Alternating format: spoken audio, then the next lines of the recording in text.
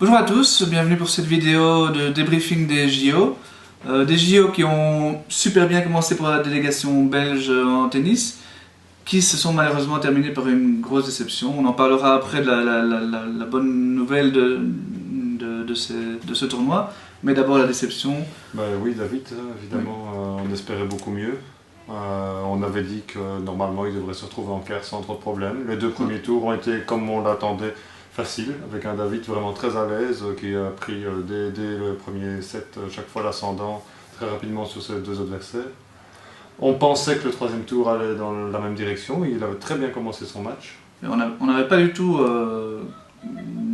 pointé Bellucci comme non, effectivement, on avait dit que normalement c'était Cuevas, éventuellement Dustin Brown. Dustin Brown qui d'ailleurs menait un 7-0 contre Bellucci et il a dû abandonner dans le courant du deuxième set, fin de deuxième manche.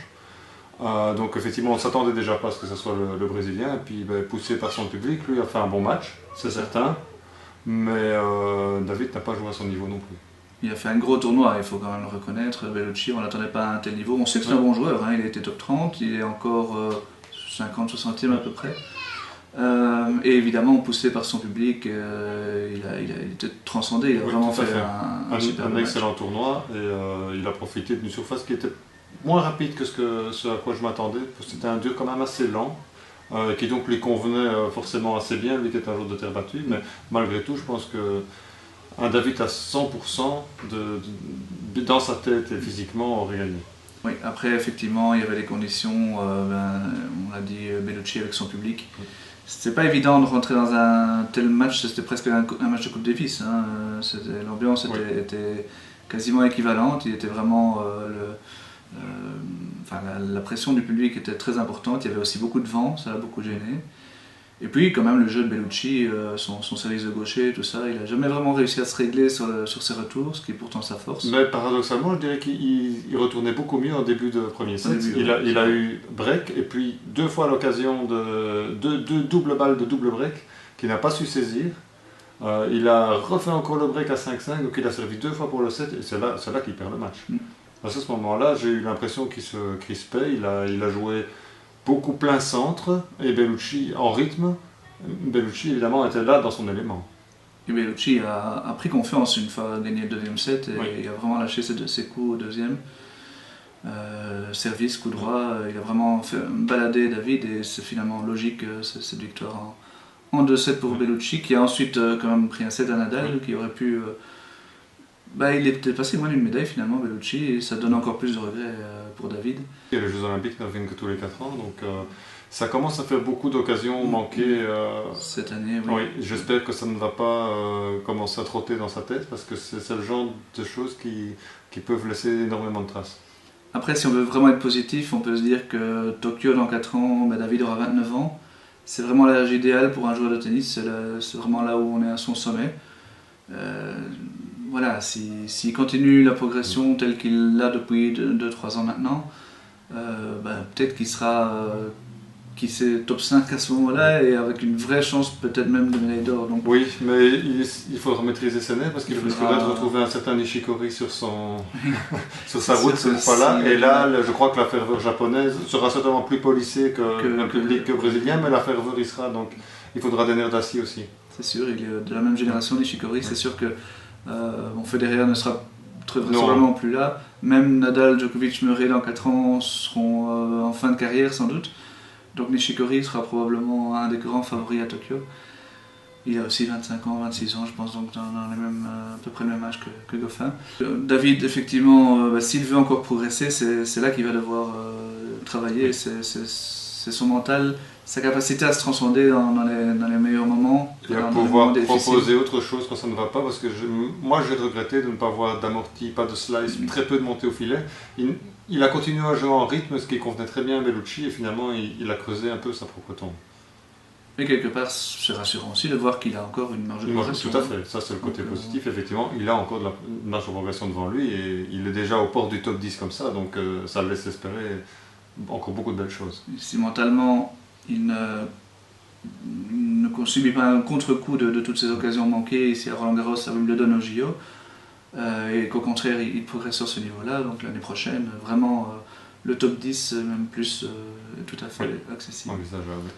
À part David, il y avait donc 2 filles. Déjà, surprise de dernière minute, elles ont pu s'aligner en double. Elles ont été repêchées pour le double. Tout à fait. Elles ont passé un tour. Et puis elles ont fait un bon match au deuxième tour. Ne perdent qu'en 3-7 contre la paire espagnole. Donc, profiter d'un bon tournoi, tout à fait, en double. On doit vraiment des excuses à Kirsten Flipkens parce qu'on lui donnait vraiment quasiment aucune chance de battre Venus Williams. Presque des chances, zéro chance en fait, et elle a sorti un tout gros match. Oui, franchement, battre Venus sur sa surface, alors qu'elle était super motivée, en forme et tout, franchement, on s'y attendait pas, et elle a fait le match de sa vie. Elle-même le disait à l'interview, je pense que c'est quasiment le match de sa vie, ou un des tout gros matchs de sa vie. Plus de 3 heures de match, elle revient de 4-1 dans le troisième, donc oui, c'est un exploit, un énorme exploit. Ça fait vraiment plaisir aussi pour elle, qui a eu un gros coup de mou il y a 2 mois. Enfin, le printemps a vraiment été très difficile. Elle était revenue un petit peu dans la course sur le gazon, et là on la retrouve vraiment à son meilleur niveau. Par la suite, elle a encore franchi un tour. Oui, par abandon. Enfin, elle avait pris le premier set et elle avait montré de bonnes dispositions dans le set. Donc, et donc, oui, vas-y. Donc je pense que même sans l'abandon, elle avait une bonne chance de gagner. Oui, je pense aussi que c'était vraiment Safarova qui n'est pas cette année au même niveau je crois que c'était l'année passée qu'elle avait atteint la finale de Roland Garros.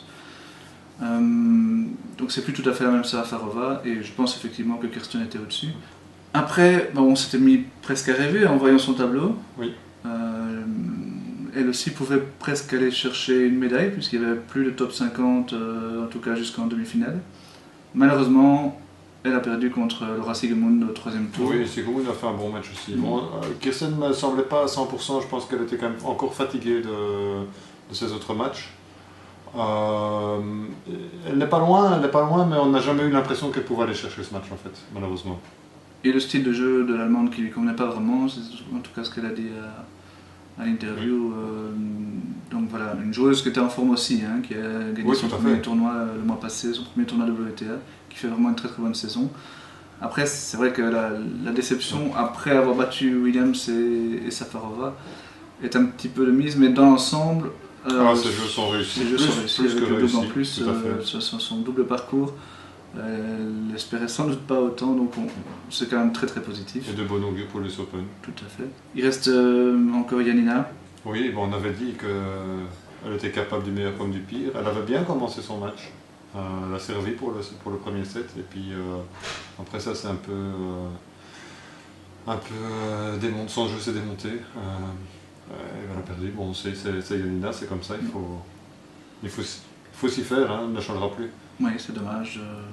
Son parcours était un petit peu plus compliqué de toute façon que Kirsten, donc ça aurait été vraiment très très compliqué d'aller chercher une médaille. On n'espérait pas grand chose. Bon voilà, premier tour en simple, deuxième tour quand même, elle aussi en double. Un bon parcours en double. Donc voilà, dans l'ensemble, ces JO sont une petite déception quand même, surtout du côté de David. Et on rêvait quand même d'une médaille peut-être de bronze pour le tennis. C'est pas le cas.